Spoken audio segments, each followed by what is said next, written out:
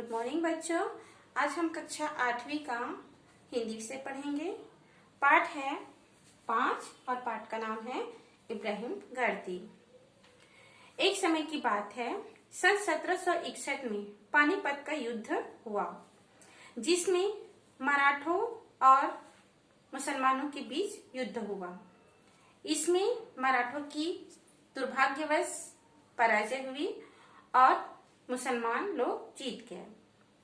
इब्राहिम गर्दी मुसलमान होते हुए भी वो मराठों का नेतृत्व करता था, मतलब मराठों का वो सेनापति था। जब उसे बंदी बना लिया गया तो जो मुसलमानों का राजा था, कौन? अहमद शाह अब्दाली ने इब्राहिम से कहा कि तुम मुसलमान होकर भी उन मराठों के विरुद्ध, उसके साथ मिलकर हम मुसलमानों के विरुद्ध युद्ध लड़ रहे हो। क्या तुम्हें अपने धर्म की कोई चिंता नहीं है?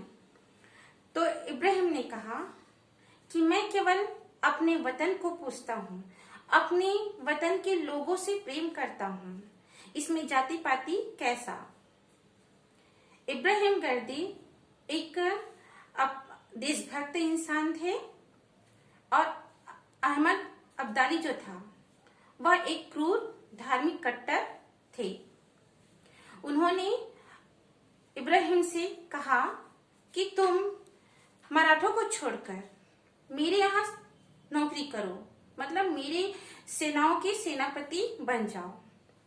उसको लालच दिया, लेकिन जो इब्राहिम गर्दी है वह उसके इस नौकरी को, इस लालच को वो ठुकरा दिया। उसने साफ साफ मना कर दिया और कहा कि क्या तुम्हारे देश में, तुम्हारे राज्य में जो लोग देश से प्रेम करते हैं, जो लोग देशवासियों से प्रेम करते हैं, क्या उन्हें सजा दी जाती है? क्या उन लोगों को सिर झुकाकर रहना पड़ता है? हमारे देश में तो ऐसा नहीं होता। यह बात सुनकर अब्दाली को बहुत क्रोध आता है और उसने इब्राहिम गर्दी को मृत्युदंड देने का आदेश देता है। और मृत्युदंड वो भी कैसा कि उसके शरीर के टुकड़े टुकड़े करने के।